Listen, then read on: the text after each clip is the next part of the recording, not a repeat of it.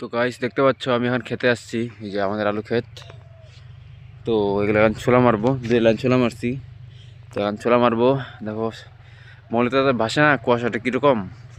তো রিয়েলে বোঝা যায় যে কুয়াশাটা কীরকম। পুরো হাত পা ঠান্ডা, এই দেখো হাত পুরো ঠান্ডা হয়ে গেছে গাইস। কি বলবো, কৃষক না,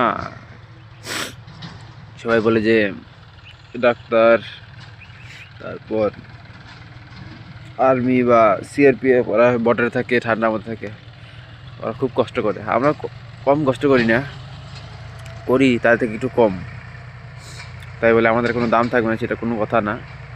ওরা সবসময় থাকে দেখা ওদের সেটা হয়, ওদের লাইফ রিস্ক একটু বেশি থাকে, কারণ কখন গুলি এসে পড়ে। আর আমাদের সেটা নাই। কিন্তু আমরা যেখানে থাকি না, কুয়াশা বেশি থাকলে কখন হাতি এসে পড়ে কোনো গ্যারান্টি নেই। তো দিনের বেলা কখন কোনো এসে পড়ে হাতি। তো আমাদের লাইফ রিস্ক আছে, সেটা বড় কথা না। সবারই একটু রিস্ক আছে, কারো একটু কম কারো একটু বেশি। তো এই ভিডিওটা কেমন লাগলো গাইস? দেখতে পাচ্ছ কেমন কুয়াশাই দেখো, সেই কুয়াশা, সেই সেই মানে সেই। এখন কাজটা করি। আর ভিডিওটা ভালো লাগলে একটা লাইক করে দিও আর শেয়ার করে দিও। আর চ্যানেলে নতুন হয়ে থাকলে একটা সাবস্ক্রাইব করে দিও আর বেল আইকনটা অল করে দিও। গাইস রাখলাম, সবাইকে গুড মর্নিং।